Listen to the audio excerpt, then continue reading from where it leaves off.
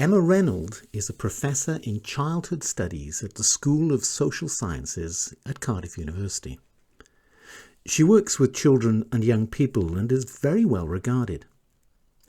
In 2018, following a review of the sex and relationships education in Wales, led by Emma Reynolds, the Welsh Government announced major changes to the school curriculum to be introduced in 2022. The new RSE curriculum will be statutory for all children in Wales from the ages 3 to 16. Following the curriculum change, Reynolds won £10,000 for outstanding impact in society in the 2018 Economic and Social Research Council (ESRC) Celebrating Impact Prize. Cardiff University Vice-Chancellor Professor Colin Riordan said, "I am delighted that Professor Reynolds' groundbreaking research, which strives to give children and young people a voice and has led to sweeping changes in law and policy in Wales, has been recognised by the ESRC. Her work is a great example of how academics can help to forge partnerships and collaborations that bring about positive changes to society. I congratulate her on her success." Emma Reynolds has been very influenced by the queer theory of Judith Butler. In 2006, she wrote an article for the British Journal of Sociology of Education entitled, "They Won't Let Us Play Unless You're Going Out with One of Them. Girls, Boys and Butler's Heterosexual Matrix in the Primary Years."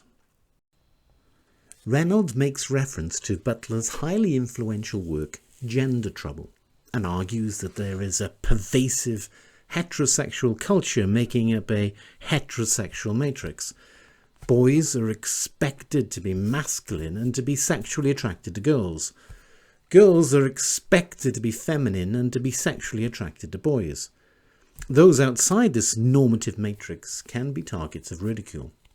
Now, I expect the extent to which this idea resonates with you is largely dependent on how entrenched these attitudes were during your formative years. Butler talks about the problems for gender non-conforming children. Think about how difficult it is for sissy boys, or how difficult it is for tomboys to function socially without being bullied or without being teased or without sometimes suffering threats of violence, or without their parents intervening to say, maybe you need a psychiatrist, or why can't you be normal? So, there are institutional powers like psychiatric normalization, and there are informal kinds of practices like bullying, which try to keep us in our gendered place. There's a real question for me about how such gender norms get established and policed, and what the best way is to disrupt them and to overcome the police function. It's my view that gender is culturally formed, but it's also a domain of agency or freedom. It's most important to resist the violence that is imposed by ideal gender norms, especially against those who are gender different, who are non-conforming in their gender presentation. The goal of attempting to reduce the bullying of gender non-conforming children is laudable. Butler's proposal for undermining this matrix is more contentious.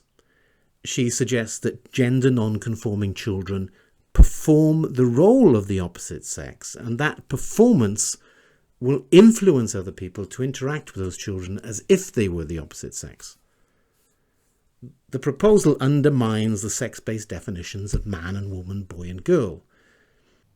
It's one thing to say that gender is performed, and that's a little different from saying gender is performative. When we say gender is performed, we usually mean that we've taken on a role, we're acting in some way, and that our acting or our role playing is crucial to the gender that we are and the gender that we present to the world.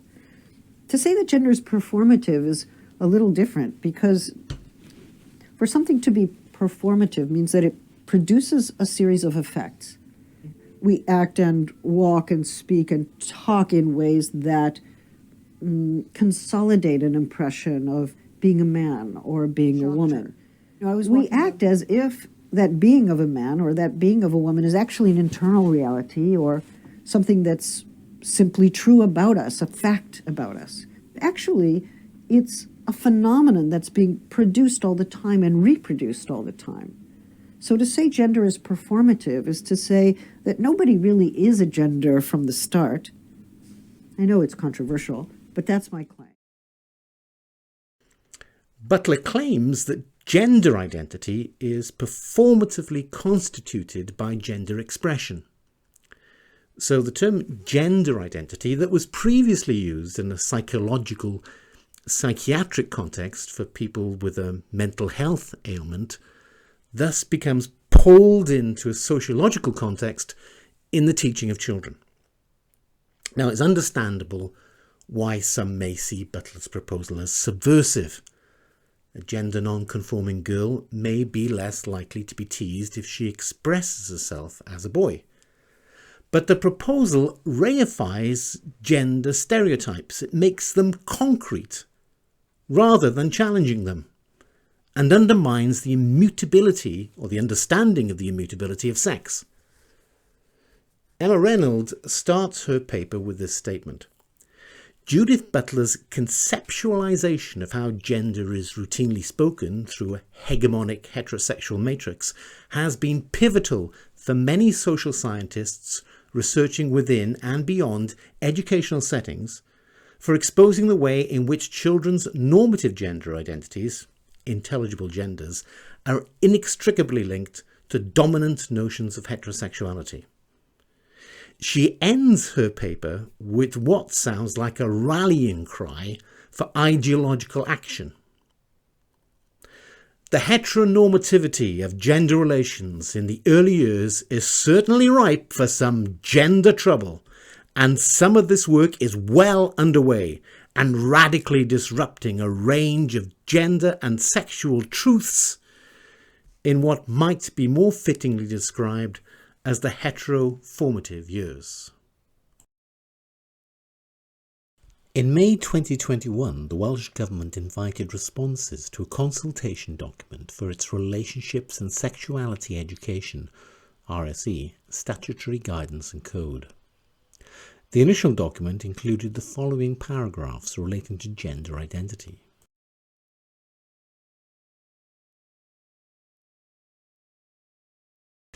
In a conference in Bellagio, Italy, organised by the Arcus Operating Foundation, Michael O'Flaherty noted that the story of the Yogyakarta Principles is a reminder of what can be achieved in human rights-based advocacy and how funding can be calibrated to trigger impressive results. As an advocacy tool, O'Flaherty noted that the principles are having far more success than anticipated. The Relationships and Sexuality Curriculum document contains the following sentence. Learning about rights and equity runs through all the strands, as well as embedding learning and experience through a rights-based approach to learning.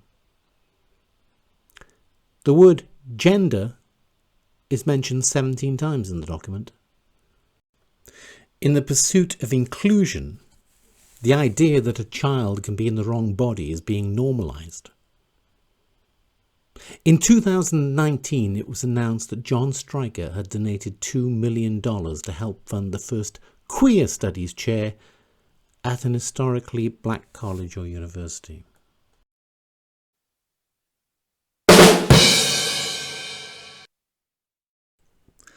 Those of you who have been involved in this issue for any length of time will know that there is a whole army of people who claim that all of us have an internal gender identity that may or may not align with our sexed bodies.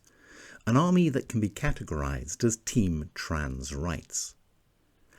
Team Trans Rights further claim that it is our internal gender identity that is the real determining factor as to whether we are a man or a woman. According to Team Trans Rights, a man who identifies as a woman is not a man.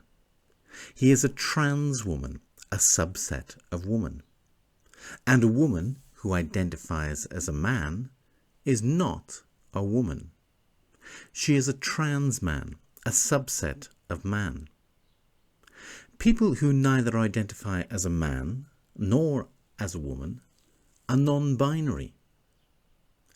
Team Trans Rights have taken words that are an objective definition of a material reality and redefined them to match subjective feelings.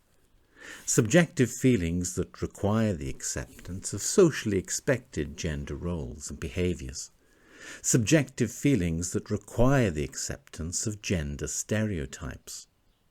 For without the frame of reference that stereotypes provide, how can an individual possibly know what gender they identify as? And it's not just me saying that. In June 2021, at the United Nations in Geneva, Victor Madrigal-Borlos reiterated the trans activists' demand for self-ID. He also stated, "Gender is not something that is inherent to persons. There is no evidence to that effect. Gender is, in fact, the relationship between the person's free will and the series of stereotypes that assign behaviors or patterns or roles to a particular given sex or to the understanding of sex in a given society." Our sexed bodies are a material reality. Stereotypes are an idea. Team Trans Rights are pushing an ideology. And you can't have dialogue with an ideologue. It is a faith-based belief. You are either a believer or you are a heretic. And heretics are hated. For those people whose very identity depends on the validation of others, the truth is an existential threat. The truth is transphobic. Indulging this fiction is a denial of reality. And denying reality will have consequences. In July 2020, the Welsh Government published a statement in support of trans people. The statement included this profession of faith. "We believe trans women are women, trans men are men, and non-binary identities are valid." The Welsh Government appear to believe that whether you're a man or a woman is entirely dependent on the extent to which you conform to gender stereotypes.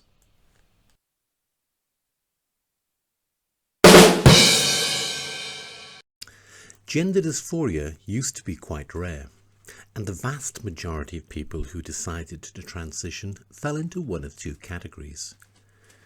Young men who had gender dysphoria from a very early age, and middle-aged men. In recent years, another type of gender dysphoria has become observable, predominantly affecting adolescent girls who experience it during or shortly after puberty. Many of these girls are in the same friendship groups. Brown University School of Public Health Assistant Professor Lisa Littman coined the term rapid onset gender dysphoria to describe this new phenomenon. Littman speculated that the rapid onset of gender dysphoria could be a social coping mechanism for other disorders, and suspects that most of the young people who transition are influenced by social contagion. Psychotherapist Stella O'Malley, who suffered with gender dysphoria herself as a child, describes Littman's findings. RGG presents in young people quickly and intensely, and a key point for clinicians to know, usually after an extended amount of time spent online. It's the most common kind of factor that you hear about, and it seems to be the result of social contagion and or emotional distress. For example, in the UK, there's been a 5,337% rise in the numbers of female children presenting at the Tavistock.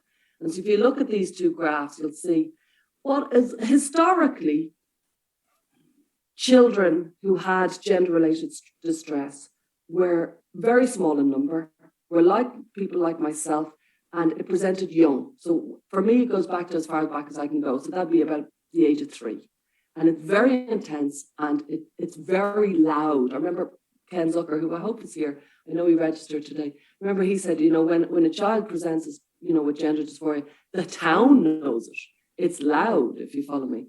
While ROGD seems to be a different phenomenon, it's not very young children. These are post-puberty, and it's generally after a long time online, and there generally seems to be some level of trauma attached. And you can see the numbers shot up as we became more online in the teens from 2012, 2013 onwards. It shot up fast. And if you look at the second graph, you will see that it shot up and girls suddenly presented. So historically, it was much more common among boys. I know I'm a girl, but it was much, much more common among boys. And there was 2 major cohorts. There was young children, who are boys most often, and middle-aged men. And suddenly, out of nowhere, adolescent girls came in very fast in kind of between 2012 to 2021. And it's an extraordinary change in the demographic. And not only that, their personality, their life experiences has changed. These are stats I've taken from Dr. Litton's study. 43% had a history of being isolated from their peers. 45% were engaging in self-harm prior to the ROGD kind of presentation. 48% had experienced a traumatic or stressful event prior to presenting with ROGD. 63% had other diagnoses such as psychiatric disorders or neurodevelopmental disabilities. And so if you're a clinician working with this, you need to be aware of these facts so that you can work and be at your best and present so that you're not seeing gender dysphoria as an encapsulated condition, and you're aware 63% with rapid onset gender dysphoria that's presenting in adolescents might have a psychiatric disorder. Certainly they did in this study, a psychiatric disorder or a neurodevelopmental disability. That would be things like ASD, ADHD, anxiety, eating disorders, OCD, and then 69% had social anxiety during adolescence. This is a vulnerable group. This is a very vulnerable group of young people. And so if you look at this is the common sequence of events for ROGD to be announced. Sometimes it's following a traumatic event. It's pretty much always after an extended amount of time spent online. Then the young person very often, not always, but very often identifies as gay, lesbian, or bi. And then after they've identified as that or some level of queer, they announce their transgender identification. Very, very often, this gender dysphoria that they kind of proclaim will be self-diagnosed, and it'll be via internet influences. They often know somebody either in real life or online or from TV. They know somebody who has come out as trans, and they are often very besotted with the trans politics, the trans kind of world, because it is very alluring. There's almost nothing more alluring in life than for somebody to say, you can be somebody different. You can be somebody different with a new name, a new identity, and you can get rid of the old identity, and you can be a completely new person. For parents, gender dysphoria often feels like another diagnosis at the end of a long list, and we'll be hearing from our parent campaigner after me. Some common features in ROGD youth: they're often quirky, they're very likable, socially awkward, intelligent. I knew them as a teenager, you knew them as a teenager, that clever, quirky person, naive, vulnerable, very often heightened sensitivity and emotionality, hypervigilance around gender issues, very often online self-diagnosis and online influences, a politicized understanding of gender that would never have presented pre-2012 or so. Very much what's commonly I've noted as a clinician, and I work a lot in this field these days, the burden of privilege tends to weigh heavily on a lot of these young people. Not all of them, it's sometimes to give a talk, you have to give generalizations. They can be quite compliant and obedient until the day they announce trans identification. They can be a very obedient type who follows the rules and often hasn't found their strong voice, and they find their strong voice through a trans identification, socially mediated, as I've mentioned before, And conditions such as ASD, ADHD, OCD, anxiety, disordered eating patterns, and trauma. So they're common features. They're not always, I'm not saying they're always, I'm saying they're notable features. So as I said, key influencing factors would be things like anime, DeviantArt, Tumblr, Reddit, Discord, YouTube videos. Some of the YouTube videos are incredibly influential. The peer group, very often there's a cheerleading female friend groups. That might arrive after, they might have spent an awful lot of time online, and the female friend group might arrive after that are cheerleading. And they've found their world in a way. They can be very strong media influences. There's a huge glamorization of the trans identity, and which is great that we are kind of living in a world where everybody's accepted to be who they are. But it's very important that there's lots of ways to be edgy. There's lots of ways to be yourself, and that I'd love to live in a world where boys could wear dresses, where it's just not that big a deal. But at the moment, it does feel really quite confining, especially for boys with gender expression. It's very often well-meaning, encouraging, and I would argue quite misinformed adults. And LGBTQ workshops and seminars can sometimes bring about a very keen interest in gender. In July 2021, GATE published a document on its website entitled Trans Rights are Human Rights, Dismantling Misconceptions about Gender, Gender Identity, and the Human Rights of Trans People. The document, paid for by money from 2 philanthropic foundations set up by 2 billionaires, was created for trans activists and included a section that rubbishes the research that Littman has done. Helena Lacroix is a detransitioner. She describes the impact that her experiences on the social media site Tumblr had on her decision to transition. Yeah, so I do a lot of talking about trans issues, specifically from my perspective as someone who used to identify as trans. I'm 22 right now, but around the time I was 15, I started, getting involved in online groups that were very pro social justice, very woke, and very into gender ideology, the gender is a spectrum, very new agey gender stuff. Mm-hmm. Were these Facebook groups or on other kinds of platforms? Tumblr mainly. Tumblr. Yeah. For anyone who doesn't know a lot about Tumblr, it's not as popular now, but back in the day, 2012, 2013, all the way up to 2016 or 17, it was pretty popular. It's a micro blogging platform, which just means it's kind of like Twitter, but with more space for text. People will write longer posts, and it's also more image based. So people will share art and edits of photos that they do, photography, all sorts of stuff. But mainly most people use it to talk about their interests. So different fandoms, different TV shows, different celebrities that they're interested in. And you get these groups, I guess, that are centered around an interest. But the thing is that no matter what interest you're in, really on Tumblr, anywhere you are in the Tumblr space, it's very, very pro social justice and super duper woke. So yeah, I started getting involved in those communities and just gradually, it was a complicated process, and we can get more into how this happened for a teenage girl.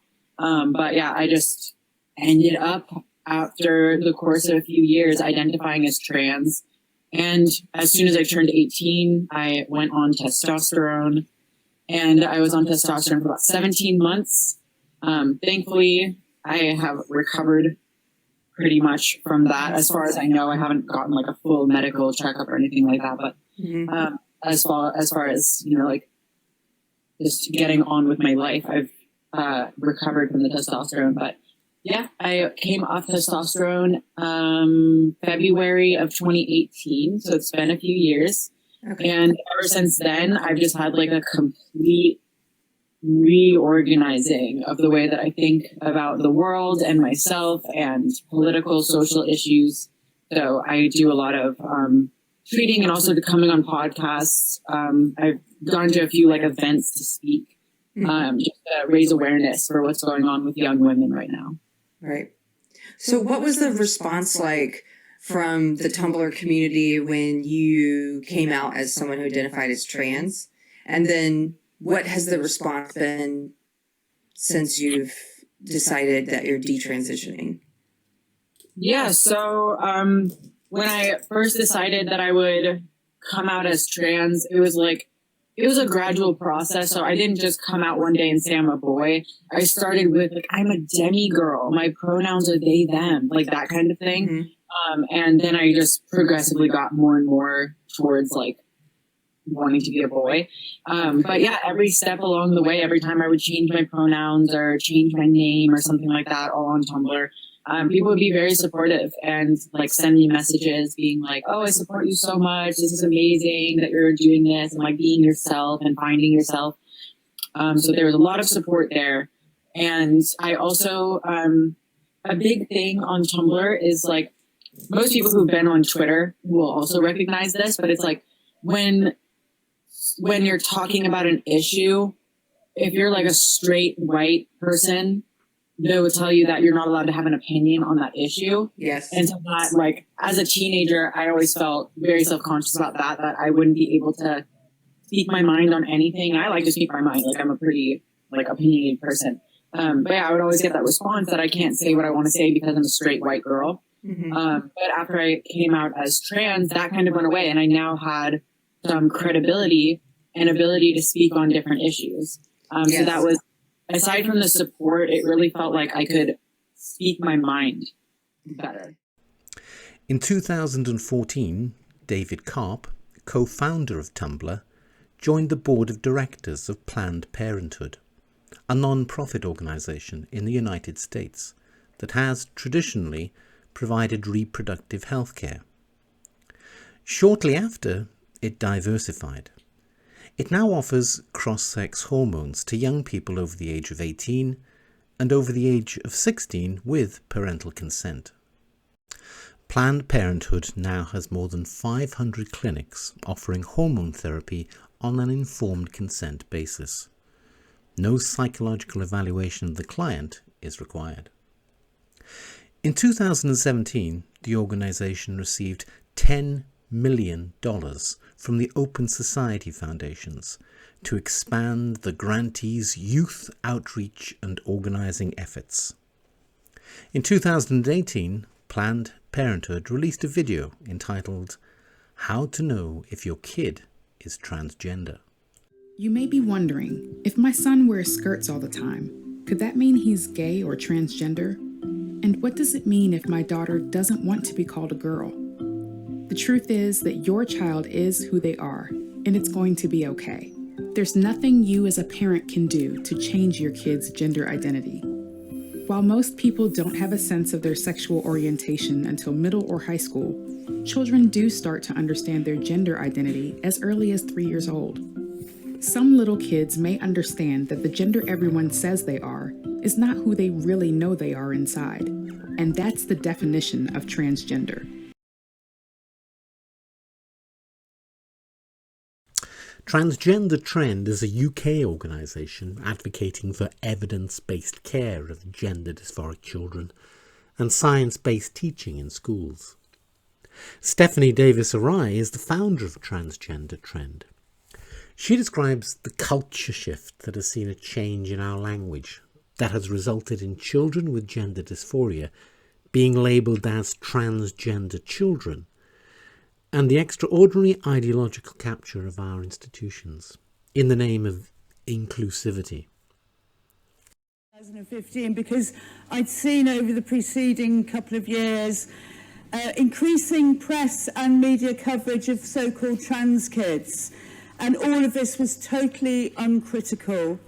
And I noticed that there was no voice of challenge in the media, and I knew that if I wanted to be that voice of challenge, I needed to be an organisation and I needed to have a website. It worked very quickly. I got into the media. The other reason I set up Transgender Trend was that I noticed in all these stories that parents who were worried searched online for help, and all they found was propaganda from organisations such as Mermaids and Gendered Intelligence and Stonewall. And so these organisations would just tell them your daughter is now your son and you must affirm him as a boy. So I thought parents needed an alternative source of information that was based on facts and evidence and research, because if my child was insisting on puberty blockers or a double mastectomy, as a parent, I would want to know all the evidence behind such drastic medical intervention. As a parent, I would take some convincing that a less intrusive pathway was not even worth trying. So I'm unapologetic about the name. I like to use clear language. Transgender Trend does exactly what it says on the tin. We're critically examining this unprecedented global trend of so-called transgender kids. I produced the school's guidance here, and this, if you want to come and get a copy of this, I've got a few copies here, because I saw that organisations such as All Sorts and Stonewall and Intercom Trust and transgender lobby groups were producing guidance, and I thought, well, if they can, I can too. But I also know that if you are going to challenge your child's school on their transgender policies, you need to have an alternative. You need to take something into them and say, have a look at this. This is different, and I think this is better. So that's the reason I produced that. We've also produced a document on safeguarding concerns, which looks at the organisations which are actually promoted by the Department for Education and how they undermine safeguarding policies and statutory safeguarding advice for schools from the Department for Education, even though the DfE does promote these groups. And as mentioned by Safe Schools, the Children's Rights Impact Assessment on the All Sorts toolkit, this will apply to every other toolkit from every local authority across the country, because almost all toolkits are based on the All Sorts toolkit, except in Cornwall where they have the Intercom Trust. You can get these from me afterwards, except this one. This is a display copy only because we're running out, so you can't have that, but you can have a look at it. The reaction I got, I published the schools pack in February 2018. In November 2017, I'd met up with the Equality and Human Rights Commission because I'd asked them to be a stakeholder in their national schools guidance. I can't talk about the EHRC national schools guidance, which should be published this month, because as a stakeholder I'm bound by confidentiality. I can, however, talk about the leaked Scottish guidance, so I might refer to that later.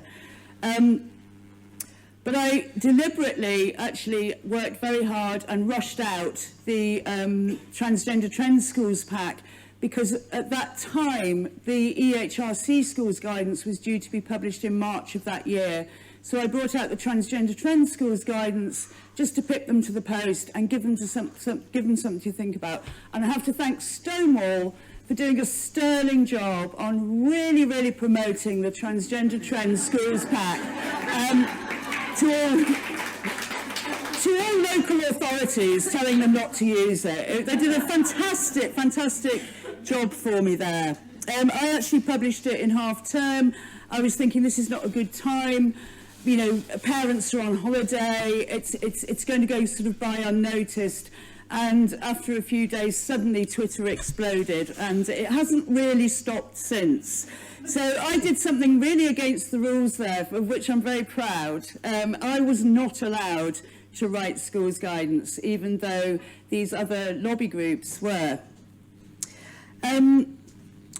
So I'm going to talk today about that term transgender kids and how we have changed our language in the way that we refer to children who have gender dysphoria. The term transgender by definition establishes gender conformity as the rule. It teaches children that if you transgress the gender rules for your sex, you must go over to the other side and identify yourself as the opposite sex. Even if your gender transgression is not that extreme, you can no longer claim to be a boy or a girl, you must redefine yourself as non-binary, neither boy nor girl or a mixture of both. And it's suggested to children who transgress the gender rules for their sex that the fault in them is so grave that medical intervention is necessary to correct it. If you are a girl who has interests typically or traditionally associated with boys, then you are a boy. This is your true, authentic self, and this can only be expressed through a lifetime as a medical patient. So who would teach children such a regressive, misogynistic, and harmful way of understanding themselves? Well, now schools and the Department for Education and local authorities. So this is no marginalised sector of society lobbying to get their voices heard. This is policy capture at the highest level by organisations and charities such as Stonewall, Mermaids, Gendered Intelligence, Giles, All Sorts, and Educate and Celebrate. And these are not child support organisations in any neutral sense, but activists who are at the forefront of shaping public policy and government legislation for the whole of society. Oi. They're political organisations. They're heavily funded by government departments and lottery grants and charities such as Children in Need. And between them, they advise and provide training for the police, the Home Office, the Equality and Human Rights Commission, the Crown Prosecution Service. They've done Girl Guiding UK, the Football Association, Sports England, the Prison and Probation Service. I could go on, but along with schools, the NHS, the NSPCC, and social services, and of course the media. So the political campaign of transgender activists has two key goals.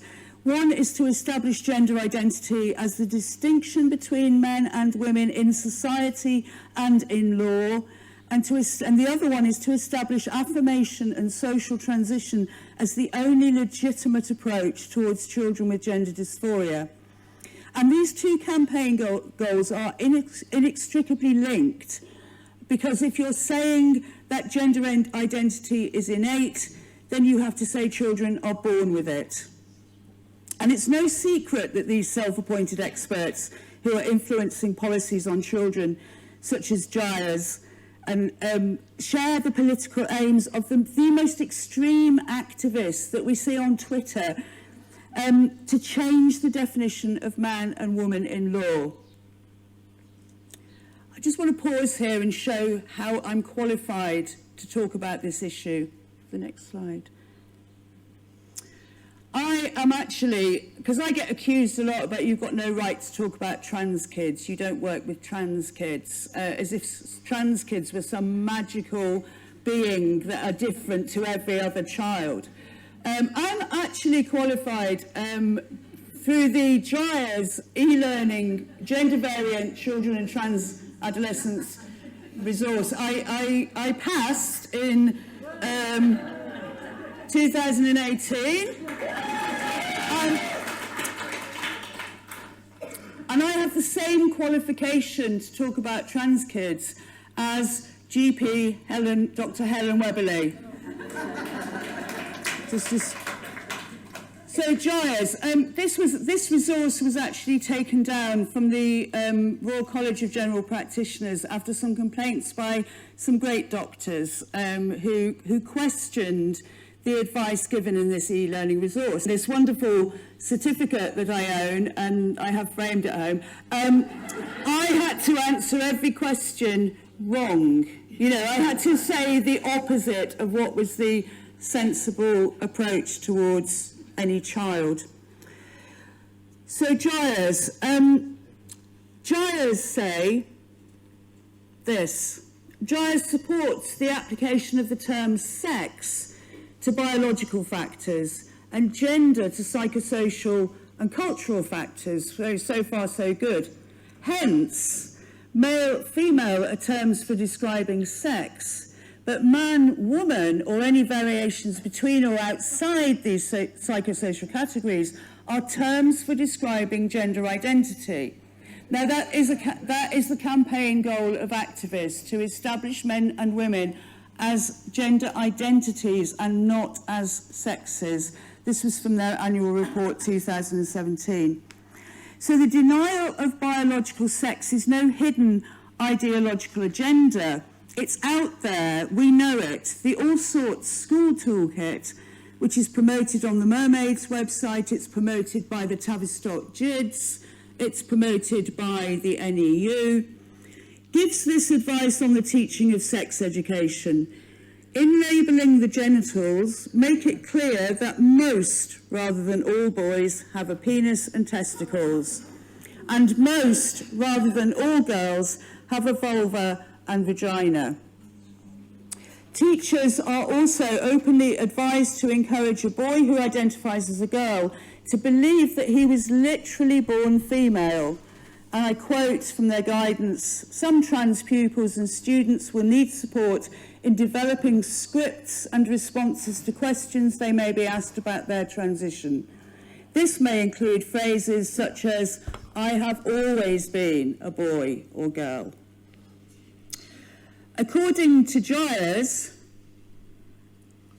our gender identity is our psychological sense of fitting into social categories.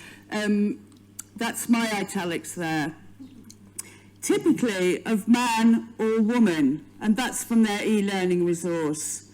So Giles claims that it is this feeling about our social position which defines us as boys and girls or men or women, and yet also claims that this feeling is determined pre-socially, existing before birth. That's their, there. Really clever, self-aware fetuses we're looking at. So gendered intelligence also concurs with Giles in the innate gender identity model, and yet explicitly describes gender as an outside influence, referring to the social shaping of a boy or girl. So gendered intelligence say that gender means the concepts, roles, or attributes that are associated with sex. Gender refers to the social shaping of an individual as being a girl or a boy, man or woman, and is represented through behaviour. For example, the behaviour of being aggressive or passive. Gender is often understood as cultural, and yet it exists pre-socially in the womb. So just a quick look at how the transgender resources in schools teach this message to the youngest children from early years onwards. This is the Giles teaching resource, which really shows very clearly how this theory of gender identity is based on essentialist brain theories, that you either have a pink brain or a blue brain, and those brains can end up in any bodies. Next one. And this is just one of the ways. This is from a book called Introducing Teddy, and this is for early years children, and it shows one of the main messages that children are taught in these books, that I need to be myself. And if you look at all of the transgender books for children, you'll notice that whereas books about gay and lesbian people tend to be older people or two mummies or two daddies, the transgender books are all about children transitioning, or teddies or penguins, creatures without genitals. And this is one of the key messages, that being transgender is being your true, authentic self. And once we call a child transgender, rather than calling a child factually a child with gender dysphoria, then we have to follow that with the approach of affirmation, because otherwise we would be transphobic.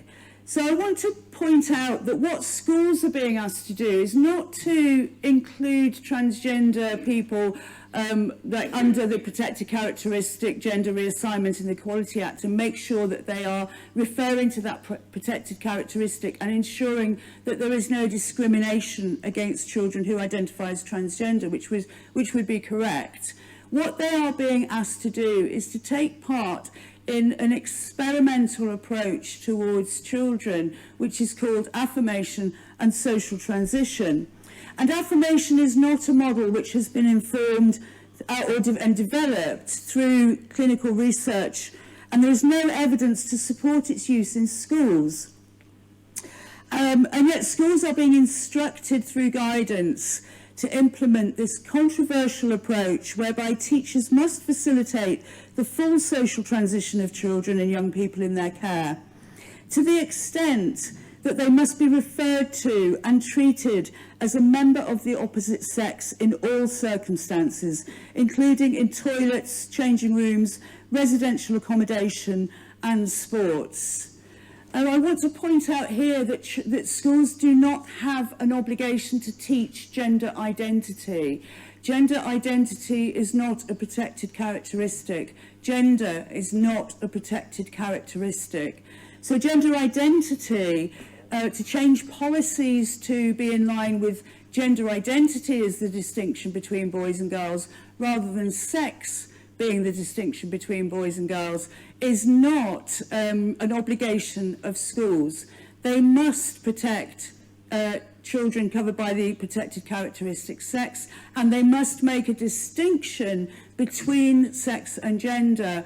And notice that when facilities are divided on the basis of sex for the privacy and safety of all pupils, that has got nothing to do with gender. It has got nothing to do with gender stereotypes, and it's got nothing to do with people's internal feelings. And what's happening now in schools with the replacement of sex with gender identity is that in the name of inclusion, girls are being excluded from their own facilities. And just as I'm not able to talk about the English EHRC schools guidance, I will have to refer to the Scottish leaked guidance, which I'm sure you've all seen, and that girls are forced to move out of their own facilities and use a gender-neutral toilet to get changed in if they are embarrassed about getting changed in front of a male classmate. Now, this policy throughout school life I would call grooming. The policy of inclusion erases sexual boundaries, and I would question any group that's going into schools advising schools that all facilities must be mixed sex. And in fact, to tell teenage girls that if they feel uncomfortable, they must move to other facilities in front of everybody else in their class, they are revealing to their classmates that they are A, either a prude, or B, a bigot. What girls have to risk in making that public revelation is social exclusion, and no teenage girl can risk social exclusion. So this policy is an example of coercive control. It's the kind of policy that we should be warning girls against in their personal relationships, and all children, to recognise what coercive control is. The Welsh Government is invested in the idea of trans children and takes advice from many groups pushing the trans agenda, including Gires and Stonewall. In 2016, it published a Transgender Action Plan to advance equality for transgender people in Wales. This followed a consultation period. At the start of the consultation process, an equality impact assessment and children's rights impact were drafted. After the plan was published, a Freedom of Information request to see the equality impact assessment was made. The Welsh Government couldn't find it.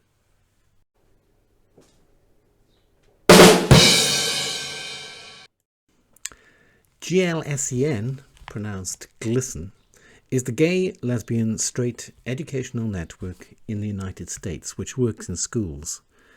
The founder, Kevin Jennings, became Chief Executive Officer of Arcus Foundation in 2012. He stayed there for 5 years. GLSEN pushed gender identity ideology in US schools and received nearly $3 million from the Arcus Foundation since 2007. GLSEN, along with Planned Parenthood and the American Civil Liberties Union, supply curriculum material to kindergarten schools in the United States. The ACLU have received over $2 million from the Arcus Foundation since 2007.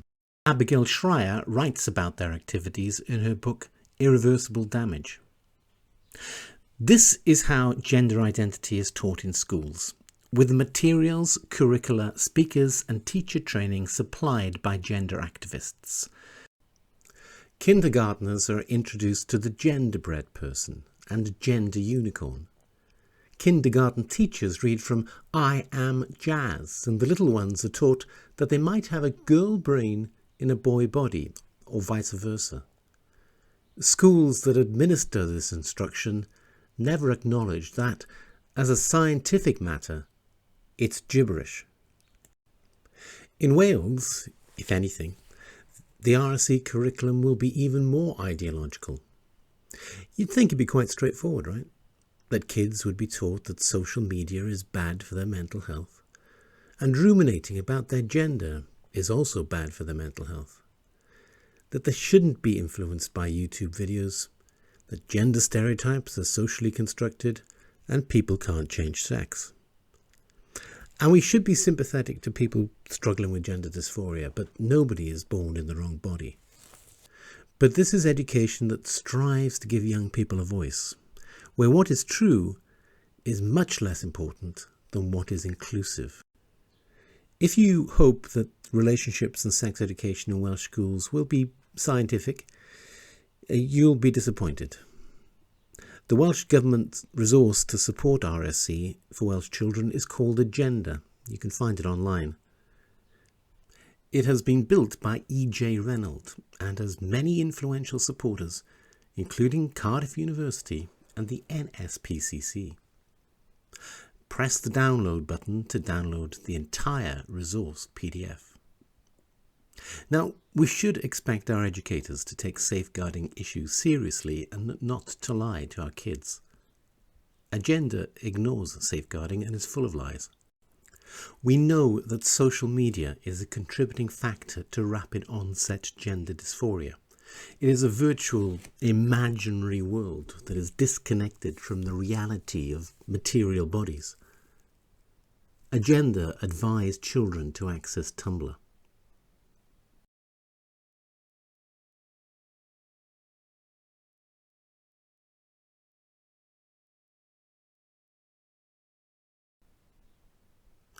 Agenda advises children to watch video blogs on YouTube.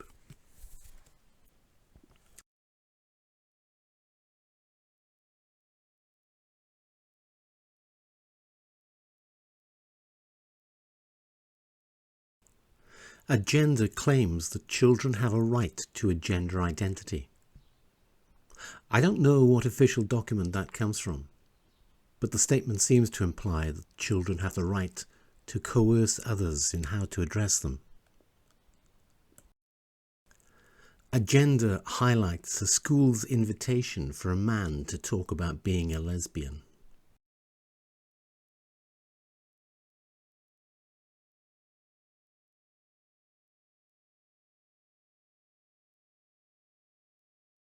Curious about the beard hair. It's quite normal for blokes to have beards. It kind of deconstructs gender, it queers gender. Queers gender? I spent years trying to pass as male. Oh, fuck off, you wanker. You identify as lesbian. How do other women react to you? Alex Drummond. I've been in a long-term committed relationship for a long time now.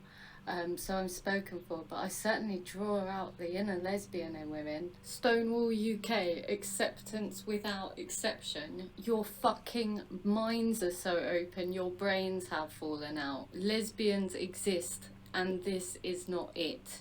You do not represent us. You are absolute fucking treacherous, money-taking bastards.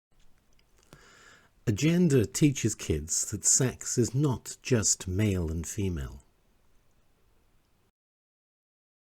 Address an issue that's become relatively controversial recently, and that has to do with biological sex, and in particular, how that relates to humans and how many biological sexes are there as it relates to humans.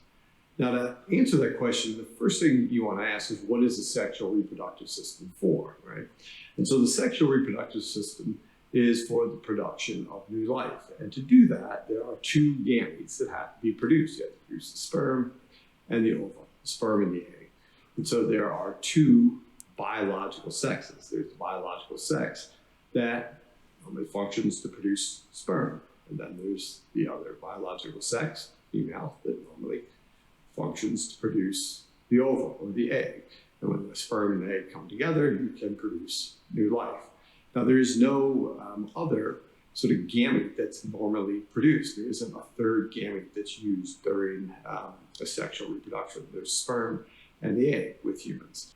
Now, of course, there are, because biology is messy, there are many cases of we call it intersex individuals. But those, while those individuals need to be treated with respect and dignity and so forth, are not a third biological sex or a fourth biological sex, because there's not another type of gamete.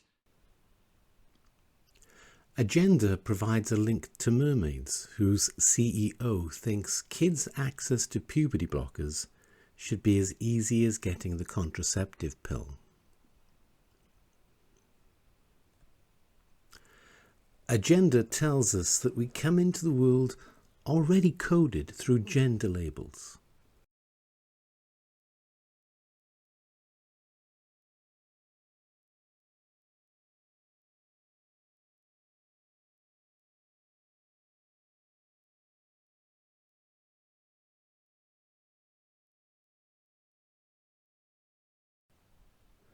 Agenda encourages kids to have an unhealthy obsession with gender. The creators of this material dismiss criticisms as being unwarranted.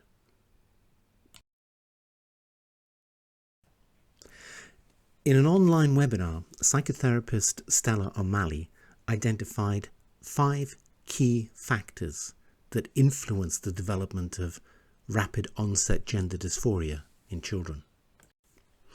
Agenda is a social engineering project that aims to queer Welsh children. Our children will be taught that the words boy and girl and man and woman have nothing to do with biological sex, and that feeling you belong in the wrong body is normal. For who we are, start supporting us for who we want to become regardless of our gender. Start respecting everyone's unique talent and start supporting equality and happiness. Gwrando ar nomni. Start making peace in the world. Listen to us, what we're saying right now.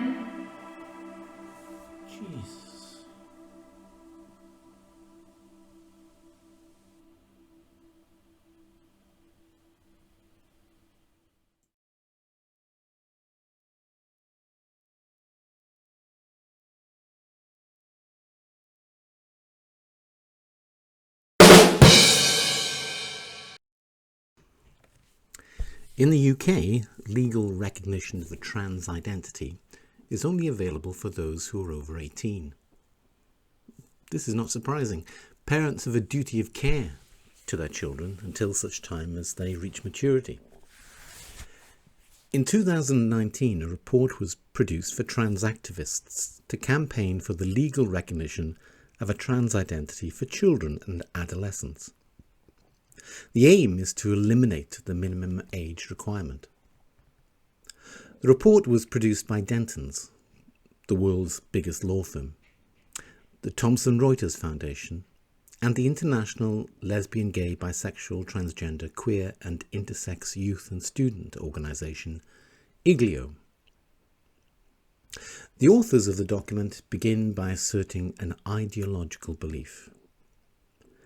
Gender identity is an integral part of oneself, and proceed to explain the current legal positions of young people struggling with gender dysphoria. The authors of the document suggest that non-governmental organisations publish legislative proposals ahead of legislation, and argue that the proposed changes are a matter of human rights.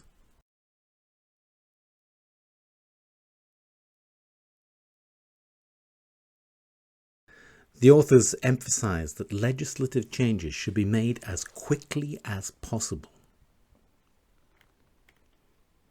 and suggest changes be veiled by more popular reforms. The authors stress the importance of minimising publicity and suggest that young people should be mobilised to argue the case. The authors of the report recognise that parents can be a hindrance to the desires of young people to transition, and recommend that the state penalises the parents of young people who get in the way.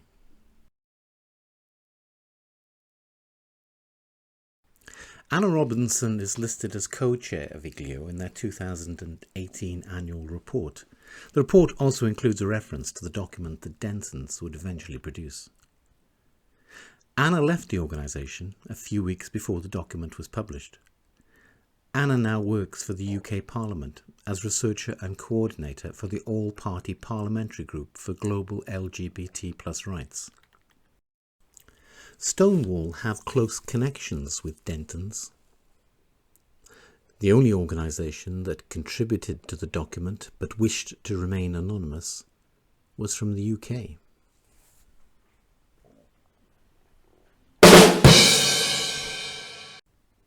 Ruth Hunt was born and brought up in Cardiff and went on to study English language and literature at St Hilda's College, Oxford. In the summer of 2014, she was named Chief Executive of Stonewall, the LGBT rights charity. The previous March, same-sex marriage was legalised in England and Wales. The legal rights of LGBT people in the UK had been secured. In that same year, Stonewall received $42,000 for 10 months of funding for the Rainbow Laces campaign to tackle homophobia in sports. The money came from Arcus Foundation. In 2015, Arcus Foundation awarded Stonewall a further grant of $100,000 for 2 years of support to ensure full legal and social equality for trans people by integrating trans-specific work into all key campaigning and programs. The founder and head of Arcus Foundation is the billionaire philanthropist John Stryker. Stryker explained a precondition of being awarded a grant.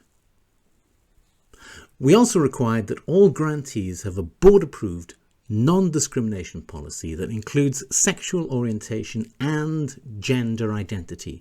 We believe it's critical for all our grantees to show an organisational dedication to LGBT rights, officially and in writing. To this day, non-discrimination remains an eligibility requirement for all grantees. It seems that in the very early stages of her leadership, Hunt was in discussion with representatives of Arcus Foundation, and the grants that Arcus Foundation awarded to Stonewall came with the precondition that there should be no discrimination on the basis of gender identity. Now, this is not UK law, but the policy mandated by Arcus Foundation is the same policy that Stonewall is pushing to all the organisations that have signed up to its Diversity Champions programme and Workplace Equality Index. An organisation's ranking in the Stonewall Best Employer list is entirely dependent on how well it implements Stonewall guidance. The Equality Act of 2010 lists 7 protected characteristics where it is illegal to discriminate against someone because of those characteristics. One of those protected characteristics is gender reassignment. Another protected characteristic is sex. Under the sex characteristic, there are listed a number of exemptions where discrimination is permissible. Included in the list of exemptions is single-sex services where they may be used by more than one person, and a woman might object to the presence of a man, or vice versa. In August 2015, Stonewall submitted several proposals to the Women and Equality Select Committee Inquiry on Transgender Equality. Their proposals included a review of the Equality Act 2010 to include gender identity rather than gender reassignment as a protected characteristic, and to remove exemptions such as access to single-sex spaces. These requests have not been granted. Yet Stonewall advised companies to go beyond the law. In their service delivery toolkit, Stonewall claim, "The descriptive term used within the Equality Act is gender reassignment, but this is a very narrow definition of what it means to be trans. Going above and beyond the law, the most inclusive services consider gender identity to be a protected characteristic." For more information, see Stonewall's guide, First Steps to Trans Inclusion. Gender reassignment doesn't fit with the ideology. Gender identity does fit. On 17th of March 2021, Hunt's successor as Stonewall Chief Executive Officer, Nancy Kelly, was questioned about their 2015 submission. In response, Kelly claimed both that gender identity is a protected characteristic and that Stonewall were not campaigning for the removal of the same-sex exemptions from the Equality Act. Of Nancy, on the basis that it was from your written evidence that it cropped up, and you and I spoke about this before last year, and agreed on a lot of the stuff, particularly around bureaucracy and the complexity of it all. The thing that perhaps we couldn't agree on, and the thing that I think gets to the heart of the Act and the discussion around it, is what you put in your written evidence, the suggestion that the Equalities Act should include gender identity instead of gender reassignment, and perhaps remove things like single-sex space exemptions. That seems to be the heart of the conflict, if that's the right word, around all of this. Do you see the kind of argument and the conflict, if you think there is one, around doing that and the rights of women based on sex under the Equality Act? And if you do see that, why would you? How do you suggest kind of resolving that conversation? So I'll give that a go. That was quite a few things, quite a few questions kind of rolled into one there, but all really good. So the Equality Act protects on the basis of both sex and gender identity. So it's not attached to whether or not the protections for trans people, the gender identity protections, are not attached to whether someone's got a gender recognition certificate or not. And that's really important for a ton of reasons, including the way in which the two pieces of legislation do and don't interact. I think one of the things that's really important to say is that we don't advocate for the removal of the single-sex exemptions in the Equality Act. I think when the Equality Act was first introduced, Stonewall did, and that was because we were worried that they would be applied in a really blanket way. A tweet from the Stonewall account some months previously seems to disprove that assertion. In 2019, the University of Essex Centre for Criminology cancelled a seminar at which Professor Joe Phoenix from the Open University was due to speak. This was because complaints were made by militant activists that Professor Phoenix was a transphobe and was likely to engage in hate speech. After 18 months enduring vile abuse, the professor was exonerated. A report on the university's handling of the case by barrister Akua Reindorf concluded that Essex University had breached her rights. The report included this criticism of Stonewall. It is worth noting that the examples of harassment in the university supporting trans and non-binary staff policy might lend credence to the idea that these newspaper letters could amount to or lead to unlawful harassment. This policy is founded on an erroneous understanding of the law. The policy is reviewed annually by Stonewall, and its incorrect summary of the law does not appear to be picked up by them. In my view, the policy states the law as Stonewall would prefer it to be, rather than the law as it is. To that extent, the policy is misleading. The Welsh Government have embedded Stonewall in its organisation. On the Welsh Government website, there is a document for the Stonewall Workplace Equality Index 2022 submission. It runs to 42 pages and states all submissions to be made online through Stonewall Submit. Most of the entries for 2022 are blank, but some have been filled in. So we can learn from this document that their HR policy treats gender identity and not gender reassignment as a protected characteristic. The Welsh Government have gone beyond and above the law.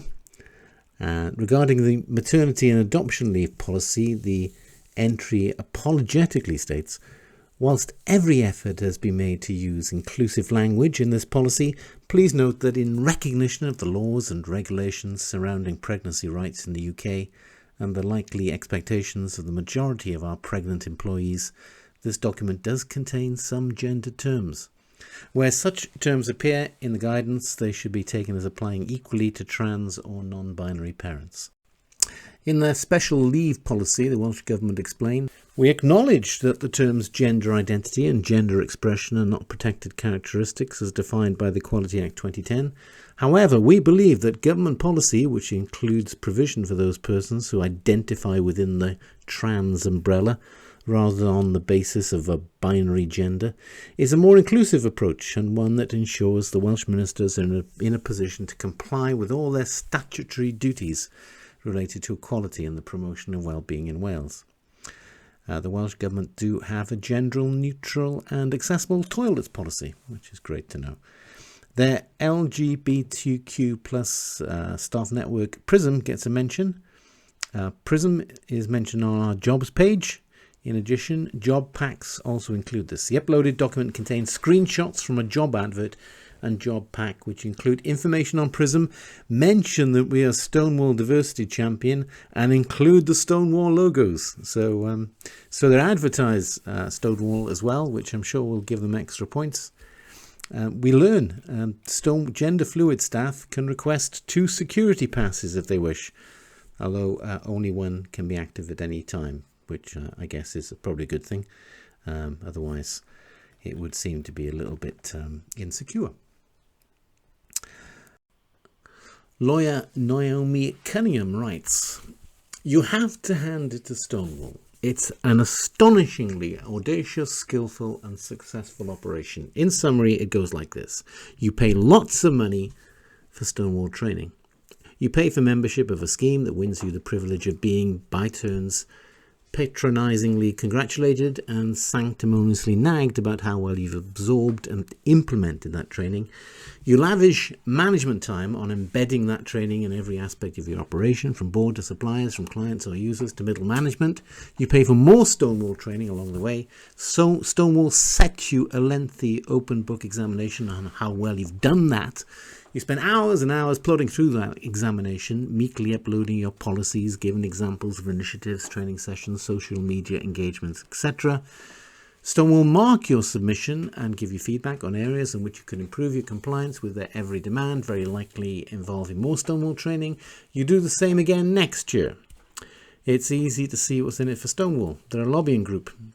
Persuading people to their way of thinking is what they're for, and if people are willing to pay them substantial sums of money for the privilege of being intensively and elaborately lobbied and then catechized on the degree to which they have absorbed and implemented the lobbying, what's not to like?